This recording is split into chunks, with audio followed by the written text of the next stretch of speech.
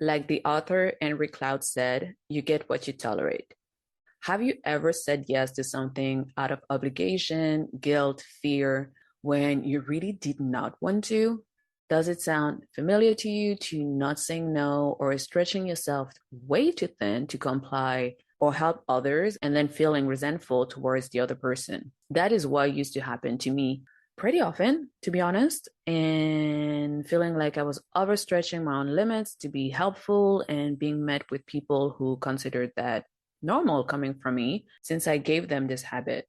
So being taken for granted and depleting my own energy while carrying all of these negative feelings and emotions like disappointment, resentment, even tiredness, to be honest. Like when you're tired, but from the inside, you're not physically tired, but you're like, I don't have energy to give anymore, but you just keep on tapping into your empty tank. So I was wondering, do you currently or did you feel the same? I've been talking a lot about boundaries throughout many episodes already, but I think that I've never fully dived into the nitty-gritty of it. And since as a society, we desperately lack boundaries, I thought it was a good time to talk about that and in my own life coming from a version of me who had very poor boundaries to someone who has now very strong boundaries. I thought it was interesting like, to go over that subject because we really need them to live a life that is true to us, first of all, a life that is also in alignment with who we are and to fully enjoy actually helping others and not doing it out of, as I said before, guilt, obligation, or things like that. So I think we desperately like boundaries generally for different reasons. But the first reason that comes to my mind is that it stems from childhood most of the time. Adults telling children to be good girls and good boys and be nice, feeling as a child like you don't really have a say or feeling intimidated or that you have to agree with what the adults are saying or simply the authority figure, maybe your parents, your teachers, so on and so forth. So I think that idea kind of get ingrained into us since the youngest age. So I think that's why the majority of us grow up trying to fit that image of being nice and being the good girl and the good boy. And also for people raised by narcissist parents or parents dealing with mental or emotional imbalances who were taught that they don't have needs, or even if they do, they shouldn't voice these needs. I think these people have a very hard time not only setting boundaries, but also saying no. Another reason that we don't have boundaries or we lack boundaries or we have poor boundaries, I think is like this tendency of people pleasing. I've been guilty of it as well. I was about to say like I'm still working on it, but no, like now I'm really done with people pleasing. I'll help you, I'll be nice to you, but if what you're asking it's against what I believe in, it's against my truth, it's depleting my energy, no, I'm not going to do that anymore. So people pleasing, doing things out of fear, out of guilt, or to avoid conflict, overextending self or self-sacrificing to keep the peace around and make everyone happy instead of staying true to your inner knowing, your inner guidance. And I think at some point when you've done so much inner work on yourself, you kind of asking, okay, what for? Why do I even do that if it's going against me? And I used to be like such a big people pleaser. That was terrible. Especially, I think it was more like the people closest to me. And yeah, I'm trying to keep the peace and trying to please everyone. But it's impossible. It's impossible. And when you try, people will ask for more. So at some point, you just got to make a choice. Are you going to choose yourself or are you going to choose others who are choosing their own selves? So all of that maybe from childhood, being raised by parents dealing with mental or emotional imbalances, or just people pleasing. So that is resulting in us not really thinking about our boundaries by default. We don't really know what are our limits, or other people obviously don't know either. They don't know our limits. And they will cross the line left and right until you put your foot down. I think it's super important to talk more about boundaries and how lacking them can be stressful and detrimental to our well being and to living in harmony with ourselves. So that's something that I had to learn and to understand and incorporate in my own life. And let me tell you that since then, I've been living a life that is so much less overwhelming, much less stressful, and much more peaceful. So let's see how we can empower ourselves with strong and healthy boundaries. Listen up to this, Jam. What are boundaries in the first place? To me, boundaries are about determining what swings your boat and what keeps it afloat. So literally the yeses and the nos you give on a constant basis that are actually shaping your life. Boundaries, it's what you are flexible on and what are your non-negotiables to stay aligned with your authentic self. And boundaries are about protecting your well-being. They are the barriers around your safe space and help you being decisive and grounded in yourself, committing to your well-being and building healthy relationships and experiences in your life instead of overwhelming, stressful, draining, and deceitful ones. And one thing that we often forget is that boundaries are not necessarily set in stone. Boundaries can shift and evolve with time. They will shift and evolve at the same pace of your growth. Some will become outdated and new ones will be created. And that's normal. That's life. Because when we set boundaries, we think that, okay, it's going to be this thing and I'm just going to be so rigid about it. And if they don't respect it, then they're out.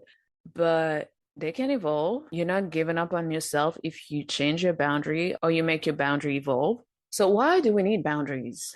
For different reasons. Boundaries are a part of our self-care. They're a testament to how you decide to treat yourself and set the bar for how you want others to treat you. For them to not ignore your mental and emotional health, boundaries are also what you have to say no to put your well-being at the top of your list, because only you can take care of you. You cannot abandon yourself just because you want to manage other people's emotional reactions or perceptions of you.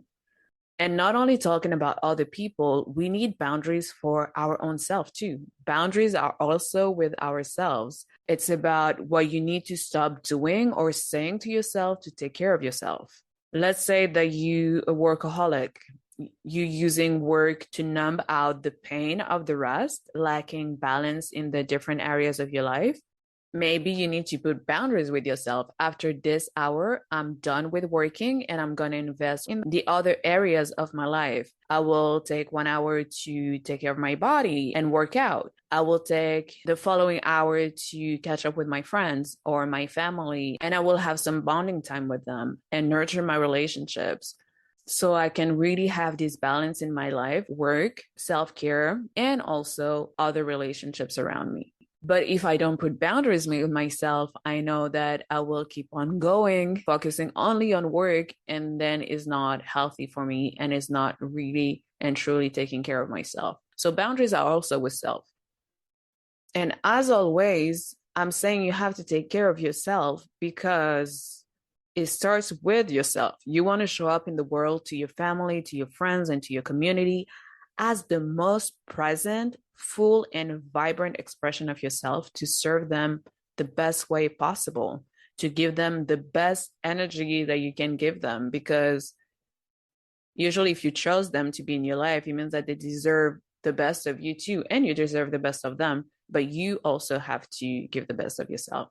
If you're depleted, overextending yourself, stressed, and overwhelmed, who do you want to care for? What and who do you want to give to if you already empty and not knowing what's best for yourself in the first place? It's a cycle. Everything you're pouring into yourself will multiply, so you can mindfully share the overflow all around you. But for that, you need to have the overflow in the first place. So we need boundaries for self, like all of that for self-care. But we also need boundaries with other people. If we don't let other people know what's okay and what's not okay with us, and we let them treat us whatever the way they want, it will not only hurt us, but it will make us rage inside, having these feelings of unworthiness, poor self-esteem, resentment, and lack of trust in others. And that's not cool. We don't want that. I do really believe in honesty and being upfront with people right off the bat. In the past, as I was saying in the intro, like in the past, I had really poor boundaries. The closer you were to me, the less boundaries I would have with you. And when you get people being used to a certain behavior coming from you, they end up thinking that it's normal and take advantage of you or the situation because it serves them well. And I think that's a human thing too. If you're comfortable, I mean, it's not a human thing, but more like the way that we've been conditioned in this society. If we have what we need and we don't have to make an effort out of it, yeah, I'll keep on taking. But things needs to be fair. Like I think once you kind of got out of the matrix, you realize that it's super important to have equal give and take and to choose yourself. And when I say taking advantage of you, it doesn't even have to be big things. Like, for example, let's say you're trying to lower the load of another person by always finding stuff online for them or with helping them with admin tasks or whatever that seems easier for you to do. So you know that you can do it more efficiently and faster than if they were doing them for themselves. So they start asking you every time they need help with the internet, the admin or whatever, to the point that they don't even make the effort anymore to even look for the information, read, or draft the admin letter. You literally became the crutch in that area. They demand more and more of you, your time, and don't make the slight effort anymore because you're here to fix it for them. And they want it like yesterday. You find yourself running around like a headless chicken, investing your time and your skills into a situation that is not balanced anymore. And like Brene Brown said, generosity cannot exist without boundaries. And I believe she said that because without boundaries, you end up overgiving, overextending yourself, feeling depleted and angry and resentful towards others, not feeling like you're being honest with yourself. So you're giving, but you're not being genuine in the way you give. Because when you give, you're supposed to have good feelings about it. Not you doing it just for the sake of it. And it's not supposed to make you feel bad. And when you're giving without boundaries, you're missing the whole point of the act of giving that is actually supposed to benefit both of you too. Every time that we give healthily, of course, with boundaries, it brings such joy, such satisfaction, and good feelings to the giver. Of course, it helps the one that benefits, but the giver also, I'm not gonna say gets a gets a kick out of it, but almost like it's such a great feeling to give. But generosity cannot exist without boundaries. So now that we know what our boundaries and why do we need them for ourselves and for others, how do we set them in place and stick to them? Because that second part is super important too, because we got to stick to our boundaries once we have set them in place.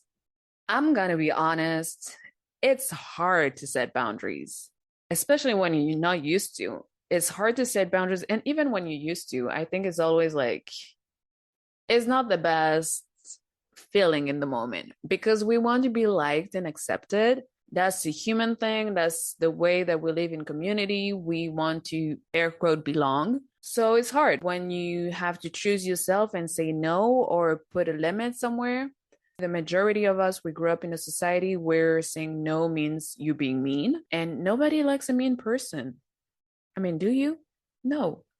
So, however, after deep self-work, it's important to arrive at a point in life where you have to choose your own well-being and your own integrity before anything else. Because what's the point of it all if you have zero integrity or respect for yourself? If you're not being honest and genuine towards your own self, how can you demonstrate these qualities to others and expect them out of others as well if you can't even embody them for yourself? So when setting boundaries, I like to remind to myself that I'm being committed to healthy relationships with myself and with others. It's really about not betraying you by allowing something that you know full well that will be harmful to you or simply leave you feeling some type of way that is detrimental to your mental and or emotional health. I don't know if you feel the same, but it always feels easier to do for others than to do for ourselves. It's easier to help rather than be helped. It's easier to answer than to ask. It's easier to give rather than receive. I mean, I guess it depends for some people, but you know what I mean. Like, it's the same with compassion, like demonstrating compassion for yourself, just like you keep on having compassion for others, is so important. Setting boundaries is having compassion for yourself, is being accountable for your energy and how you spend it. So I think it's super important to remind all of that to yourself before setting the boundary. If you like at a point where you hesitating and be like, oh, maybe it's fine, I can accept that, maybe they don't mean it this way, or maybe in the long run I will like adjust and things like that. So remind yourself of all of that and then start the process of setting that boundary. How do we do that? I think it's literally three steps. The first step being to tune in with yourself, your intuition, your yes or no compass, as Sarah Gilman, the author of Transform Your Boundaries, calls it, your yes or no compass, like inner compass. And most of the time, your body will constantly react to situations. So start by being aware of when things feel good and when things feel bad, and do more of the good things and less of the bad things. It's easy, we done. No, no, no, no, not so much, because remember, the conditioning and how we think that other people's reaction is our business when it's truly not, is going to mess up with our mind when we trying to set up that boundary. If I respectfully and honestly, which puts me in the vulnerable place, by the way, tell you to stop saying or doing something that makes me uncomfortable or is damaging my well being or my safety for that matter, and you getting upset, angry, or disappointed when you supposedly care about me, then your reaction is on you, is not on me at all. So make sure to not only know yourself, but also your desires and your needs so you can live in alignment with those. If you don't decide what you want or what you need for yourself, other people will gladly do it for you, not necessarily in your best interest. So that's super important to tune in in yourself. So the second step to setting up boundaries with yourself, with others, I mean, in that case, more with others, is that once it's clear to you, when you've done like the first step, you've got to let other people know. You got to inform them, communicate your boundaries, and express your needs. If they don't know, you cannot blame them when they'll treat you however they want. Like I said earlier, we've got to be honest, genuine, direct, and authentic without being mean or arrogant, of course. It will avoid so much trouble, misunderstandings, and hurt in the long run. So, for example, to me, living in peace is a non negotiable for me. Everything that goes against my peace has been a boundary of mine. If you come into my life to disrupt my peace with drama, gossip, or whatever other shenanigans that you want to you want to bring in, is not going to fly with me. And however, I can see that with my own growth and time passing, my boundaries around peace have evolved, because the mere meaning of peace has also shifted for me. The way I see peace has also shifted with time. So what I considered peace back then is not the exact same way that I view peace today. So my main goal is the same. It's still peace, it's still living in peace, but before I would like automatically like remove myself from the situation, and without giving any explanation or anything, I would just like, you started, like I'm just gone, like so that was a little bit harsh, but I think it's the beginning. When you start learning something, like it takes a little bit of time to adjust. But now, for example, my peace is not taking phone calls after a certain time. Once this hour has passed, people know, I informed them of my boundary that after this hour, I'm not going to pick up any calls. And if it's an emergency, then write me a text saying emergency, pick up, and then I will do it. But that will be the only exception. Whereas before, I would just not pick up and people will get mad at me afterwards, because I would have not communicated my boundary and they would have taken it personally. And we both will feel like some type of way, because I would feel like my boundary has not been respected and they're abusing my time. And they would not understand, because they will be like, I'm calling her and she's not caring about me because she's not picking up. So communicate your boundaries, people. It's important. For the sake of your relationships, just communicate your boundaries. And it's more mature too, to not expect people to guess what you need and actually voicing your needs. Even if we're scared of hurting someone else's feelings, which is normal, and making them angry or whatnot, and that we have to voice that boundary with a shaky voice, we still have to let it out. We still have to let it out. We still have to show up for ourselves. We still have to take care of ourselves. We still need to stand up for ourselves. And the crazy thing that we don't even take into account beforehand is that most of the time people understand. They might even share their own boundaries. And you'll both find a compromise that is fair to both of you. And that situation of expressing your truth will forge mutual respect, which is a great foundation to also make your relationship with that person evolve. May it be at work, with family, with friends, with romantic partners. Setting boundaries is truly, truly uncomfortable and somewhat stressful in the moment of setting the boundary itself. But thinking about the long term, once those boundaries are in place, it results in a life of peace and harmony, not only with others, but with yourself too.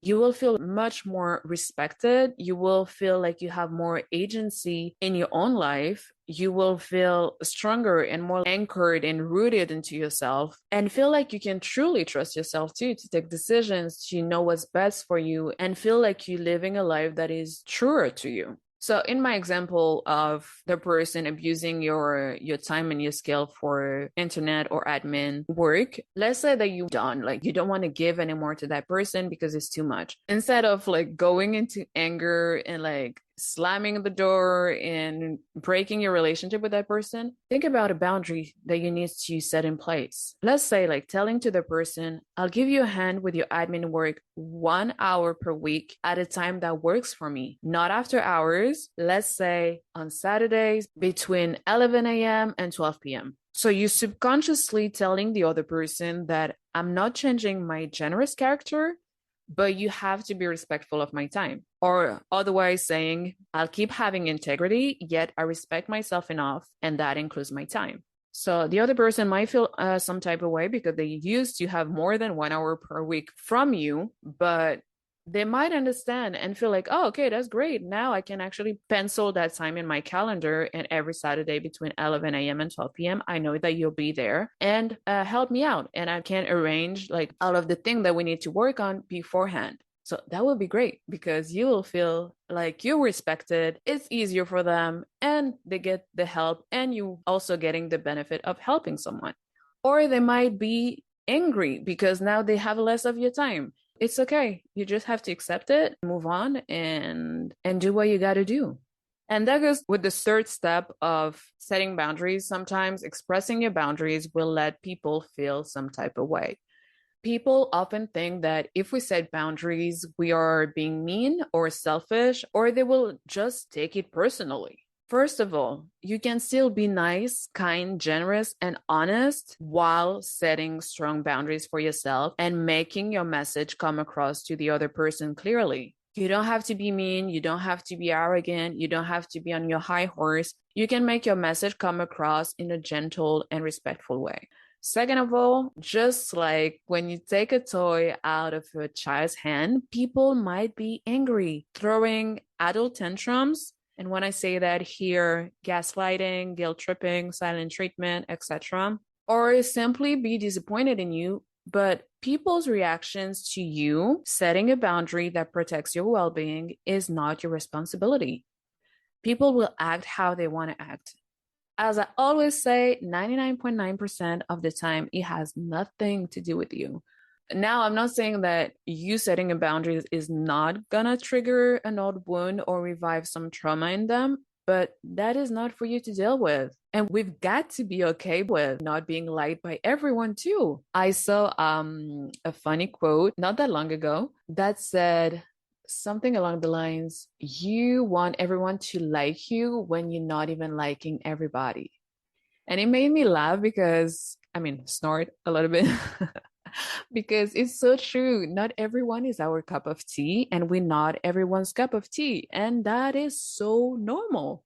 It's so normal. We all so different. So of course, we cannot be everyone's cup of tea. And that's okay. That's okay. We gotta let that go. And I was like that before. I would be like, I don't understand why they have no reason to not like me, which is also like, when I think about it, is a little bit cocky too. But sometimes you're not doing anything, you're just like living and breathing, and you will upset some people without any action on your part. And that's okay. That's okay too. Not everybody's gonna like you. You should actually feel great about that, because it means that the people who will like you will truly like you for you and not some persona or people pleasing them or you overextending yourself for them. And also, no is a full sentence. It's a full sentence. I mean, I prefer saying no, thank you, though, but you get what I mean. There is no need to add a lie or a lame excuse after saying no. Like, stick to sharing your truth. Don't make assumptions of how your message will be received. And actually, okay, hate might be a strong word, but I strongly, strongly dislike when people are telling me no, and then they go on a tangent about why they cannot do the thing or come to the event or whatever. And you can tell it's a lie. You can tell, like, I'm like, in my, I'm like, what's the point of saying all of that? And you can just say, no, that's fine. I will be okay. I'll survive. So we also have to integrate that in our own self and just like sticking to the no, thank you. I appreciate it, but no, thank you. So when you've just learned to say no, you might subconsciously take a kick out of it and say no to way too many things, but that's okay because it's a learning curve, especially for someone who had a hard time saying no before. And with time, you'll find your own balance and learn to be more in tune with your inner compass of what's truly okay and what is not okay for you. And even though we're setting boundaries, people will always feel entitled and will want to break your boundaries. It's a fact. And that is not necessarily out of malice, but because it benefits them and it's in human nature to want more, at least in the society we've evolved in. So our boundaries will be violated. It's our job to learn from that situation, to move on and to keep on enforcing them over and over and over again, and for them to become our non-negotiable. Because crossing your boundaries means breaking the barrier of your safe space, of your well-being. You are the only one in charge of your well-being, mental, physical, and spiritual wellness. So you cannot cheat yourself and you cannot allow other people to cheat you when you clearly inform them. Because if you did not do the second step of informing them, then you cannot get mad at them. So yeah, boundaries are so necessary to improve our day-to-day life, to live more authentically, take back our time, do more of what we love, share a fuller expression of ourselves, and to build healthier relationships.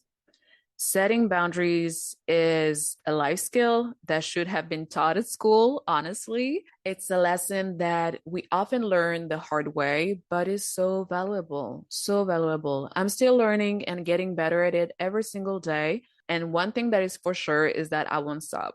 Remember that boundaries are an expression of self-love, of self-care and self-compassion, and also an expression of love, honesty, and vulnerability towards others. Telling them in a way, I care about you so much that I'm sharing a vulnerable part of me with you so we can connect in a healthy way and build a bond rooted in integrity. Inviting them to do the same with you. If they care about you and have also done the self-work, they will actually be grateful you shared that with them.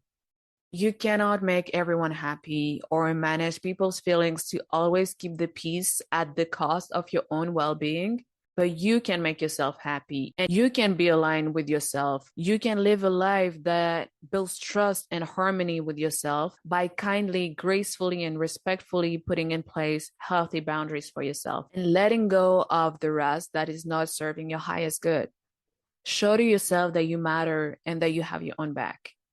So that's all for me today. I hope that this conversation with myself helps you to set boundaries for yourself, or that is just a confirmation that it's good for you to keep on setting boundaries for yourself. Little announcement. starting on September 4th. So in a few days, I will be extending Conscious Matters platform to YouTube. It will be a little bit different than the monthly podcast I do here. So the channel will be about conscious living through empowerment and holistic wellness, especially mental health. It will be talks, it will be chit chats, maybe interviews and vlogs in the future. I don't know. I'm starting out. I'll be exploring, experimenting, and hopefully you will be part of the journey too and enjoy this new format as well on top of this podcast that will stay here every single month. But you will have also the opportunity to see my face and hear my voice every single week on YouTube. So you can check the channel right now. It's Conscious Matters in 2 words, and you can subscribe so you will know when I'm dropping the very first video. So you can be part of the journey over there too. And let me know what you think. Let me know if you have other ideas and you want me to go over certain topics or things like that. Feel free to write in the comments of the videos or go as usual on Instagram in the DMs, and I'll gladly exchange with you over there. Until next month, take care and talk to you soon. You know who made